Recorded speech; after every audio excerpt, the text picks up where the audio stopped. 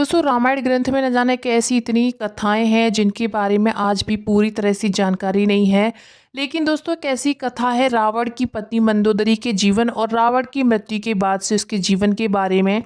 दोस्तों हिंदू महाकाव्य रामायण के अनुसार लंका के राजा रावण की रानी के रूप में मंदोदरी को वर्णित किया जाता है। रामायण में उन्हें सुंदर, पवित्र और पतिव्रता स्त्री के रूप में दिखाया गया है। दोस्तों उन्हें रामायण काल की सबसे सुंदर पंच कन्याओं के रूप में जाना जाता है और मानते हैं कि उनके नाम से कई ज़्यादा बाधाएं दूर हो जाती हैं। तो दोस्तों जानते हैं आज की वीडियो में कि रावण की मृत्यु के बाद आखिर मंदोदरी का क्या हुआ। मंदोदरी के जीवन के बारे में कुछ प्रचलित बहुत कथाएं हैं, तो आइए आज आपको बताते हैं। दोस्तों जो मंदोदरी थी वो असुरों की राजा माहेश्वर और अप्सरा हेमा की बेटी थी। मंदोदरी उस समय की सबसे सुंदर और गुणवती स्त्री थी। इसी वजह से लंकापति रावण ने उनसे विवाह किया और वो लंका की पटरानी बनी। मंदोदरी के दो पुत्रों को मेघनाद और अक्षय कुमार थे। दोस्तों हालांकि कुछ पौराणिक कथाओं में माता सीता को भी मंदोदरी की पुत्री के रूप में वर्णित किया जाता है।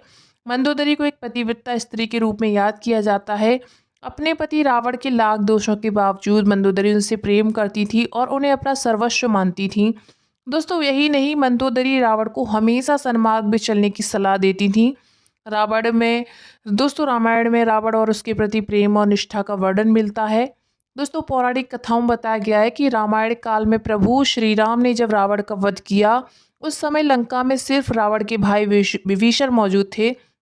उस समय राम जी ने विभीषण का राज्याभिषेक कर दिया और उनको लंकापति बना दिया। उस समय मंदोदरी ने विभीषण की शरण ली और उनकी पत्नी के रूप में जीवन व्यतीत करने लगी। दोस्तों हालांकि रामायण में इस बात का कहीं भी इतना जिक्र नहीं है और कुछ लोगों का मानना है कि रावण की मृत्यु के बाद मंदोदरी ने मृत्यु को चुना और वो सती हो गईं।